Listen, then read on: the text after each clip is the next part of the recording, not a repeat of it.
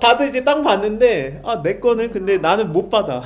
그래가지고 이제 근데 받긴 받는데 이제 성읍들을 받죠. 그래서 이스라엘 전체적인 성읍 전체 지역에 흩어져 있는 성읍들을 다 봤는데 그 중에 동쪽의 세 성읍, 서쪽의 세 성읍에서 여섯 성읍을 특히나 도피 성으로 택정을 하고 이제 모르고 오살한 자, 부지 중에 모르고 있는데 내가 몰랐는데 오살한 거에 대해서 도망갈 수 있는 그것을 만들어 줍니다. 그래가지고 제일 먼저 얘기가 나오는 게 레위인의 땅을 분배를 하면서 이 얘기가 제일 먼저 나오는 얘기가 뭐냐면은 레위인의 하는 일이 무엇입니까? 가장 중요한 일이 뭡니까?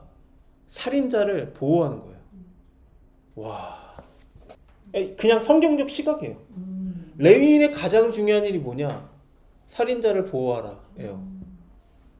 이게 하나님 마음인 거예요.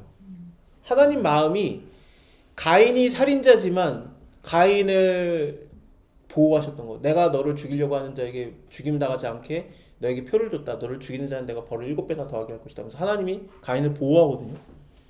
물론 살인자가 자꾸 보호되니까 너무 살인을 막 저지르니까 하나님께서 노아의 홍수가 끝난 다음에 눈에는 눈 이에는 이 생명의 생명을 할지라 그러면서 그 생명의 생명법 피해를 흘리지 말라라는 법이 나오긴 합니다만 그 전까지는 살인자도 용서하시는 하나님, 그러니까 십자가에서 강도를 구원하시는 하나님이 이해가 되는 거고 우리도 결국에는 살인자예요. 안 걸린 거지. 근데 내가 하나님의 시각에서 보면 살인자입니다. 근데 나를 용서하시고 나를 보호하시는 하나님을 생각하면은 제사장의 역할이 뭐냐? 하나님을 가까이 하는 자, 하나님의 일을 주도적으로 전문적으로 하는 자의 그 사역이 무엇이냐? 살인자를 용서하고 보호하라는 거. 그래서 그들이 받는 성읍에, 그러니까 성읍에 너희 성읍에는 거룩한 사람이니까 거룩한 사람들만 살게 하겠다가 아니라 거기 살인자가 같이 껴서 사는, 보호받게 하는 그런 것들을 하나님이 하시는 겁니다. 참 이걸 생각하면은 하나님이 거룩하신데 살인자인 나를 왜 함께 하시는가가 이해가 되는 거죠. 그렇구나. 이거 어려워요. 우리가 뭐 손영원 목사님을 우리가 와 대단하다 하는 이유가 뭡니까? 자기 아들을 죽인 살인자를 받아준 거에 대해서 같이 산 거에 대해서 박수를 쳐주는 거잖아요. 엄청나다. 근데 그분의 그 손영원 목사님이 자기 아들이 죽었을 때 설교문이 있어요. 지금 기록이 남아 있어요. 나 아들이 죽었다는 얘기를 들었다. 무슨 이렇게 그 설교문이 그대로 있어요. 그래서 그것은 근데 첫째는 하나님께 예전에는 설교가 다 첫째 둘째 셋째였으니까 첫째는 내 아들이 순교했음에 감사하며 막 이런 식으로 표현이 돼 있어요. 그래서 와 진짜 대단하다 그러는데 그게 마음이 어디서 나왔는가? 원래 하나님의 마음인 거예요. 살인자를 용서하시는. 부지 중에 오살한 자예요. 그게 모세법에 나오는데 예를 들면은 정확하게 이렇게 나와요. 도끼로 누가 나무를 팬다라고 치자 이렇게 나와요. 단어 자체가 누가 도끼로 나무를 패는데 그 도끼 날이 빠져서 날아가서 사람이 맞아서 죽었은지 그것은 부지 중에 살인한 것이니 그런 거죠. 근데 만약에 사람을 능히 죽일 만한 나무나 돌을 던져 살해하면은 그것은 죽이려고 한 거니 그가 도피성에 들어왔다고 할지라도 그를 끌어내서 죽일지라라고 나와. 그래서 이게 정산찬작을 해줬다라고 생각하면 됩니다. 그러니까 나는 진짜 몰랐던 거예요. 모르고 죽였는데 그거에 대해서 일단 도망가고 그것을 재판받는 거를 재판장이 누가 되냐면은 재판장이 레위인들이거든요. 그러니까 어차피 레위인한테 가야 돼요.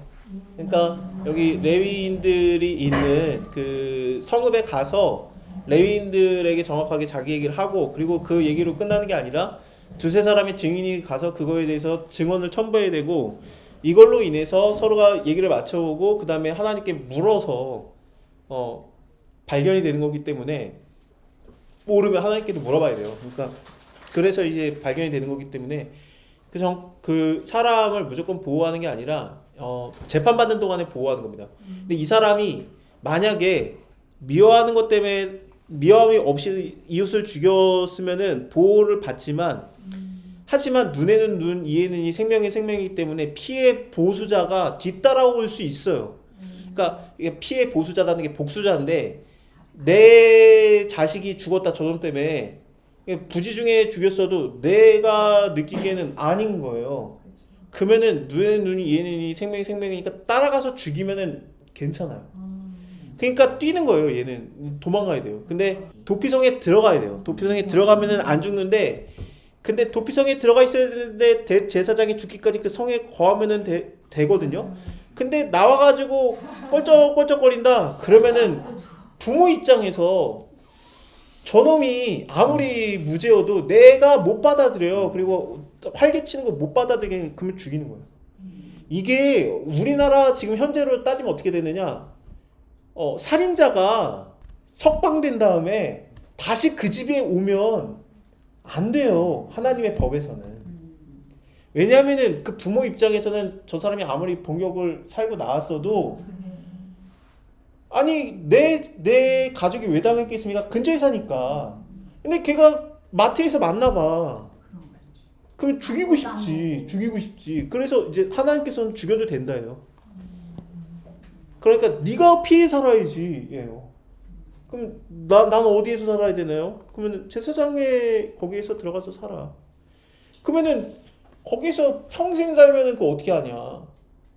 하나님께서 말씀하시는 게 뭐냐면은 대제사장이 죽으면은 괜찮아져요.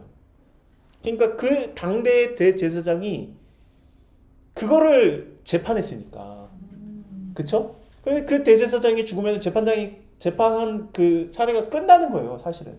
그러니까 그 다음 대제사장이 나오면은 관련이 있는 일이 아니에요. 그러니까 나가는 거예요. 하지만 죽이지는 못해요. 하지만 대제사장이 죽기 전에 나가면은 죽일 수 있습니다.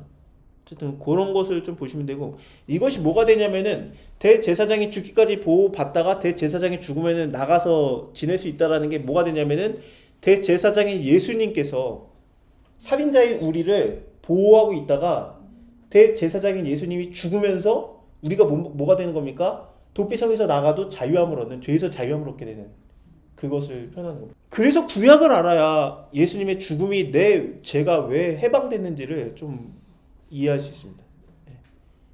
대제사장이 죽으면 되는데 예수님이 죽었으니까, 물론 부활하셨지만 반드시 죽어야 돼요. 예수님은 이런 법에 의해서 그렇습니다. 그러니까 예수님이 죽은 거는 하나님의 법에 의해서 완성하기 위해서 죽으신 겁니다. 우리를 죄에서 해방되게 하기 위해. 이 개념은 계속 전에도 있었어요. 그러니까 유월절에도 우리의 죄를 넘어가게 되는 게 뭐냐면 어린 양의 죽음이거든요. 피가 발라져야 되고, 그러니까 생명에는 생명이에요. 그러니까 생명이 생명을 대신하기 때문에 죽어야 돼요. 그러니까 그 개념이 계속 나오는 겁니다. 예수님이 우리를 위해서 죽으신 거는 우리가 너무 죄가 많아서 우리 사실 사형제여서 그래. 맞는 말인데 이 개념이에요, 사실은. 대제사장이 죽으면 우리 죄가 해방된다. 그거. 자, 부지 중에 살인한 자는 도망가라. 그래서 복수하는 자의 손에 죽지 않기 위해서 그런 것이다. 하지만 죄가 있으면은 끌어내서 죽입니다. 자, 레위 자손들이 이런 도피성뿐만 아니라 여러 성읍들을 받습니다. 굉장히 곳곳에 흩어지게 됩니다. 일단은 레위에게는 세 명의 아들이 있죠. 무랄이라든지 고핫 자손이라든지 게르손 자손이 있는데, 그들이 받는 땅들은 이러하다. 그러면서 일단 헤브론도, 거기도 이제 도피성이 하나가 생겨요. 살인자의 도피성. 그러니까 헤브론이 좋은 땅이니까 여기다가 별의별 그 찝찝한 거를 다 넣어놨어요. 그러니까 다른 지파에서 좋은 땅인데 이게 너무 복잡해 그러면서 관심 안 갖게 하나님이 다 만든 겁니다. 그러니까 동쪽에도 두고 서쪽에도 주고 므낫세 반지파 땅에도 여기다 두니까 이게 동쪽에도 두는 거고 그렇습니다. 땅 받는 거는 다들 받았습니다. 이게 레위 자손은 땅을 받았다기보다는 성읍들, 그러니까 마을들을 받은 겁니다.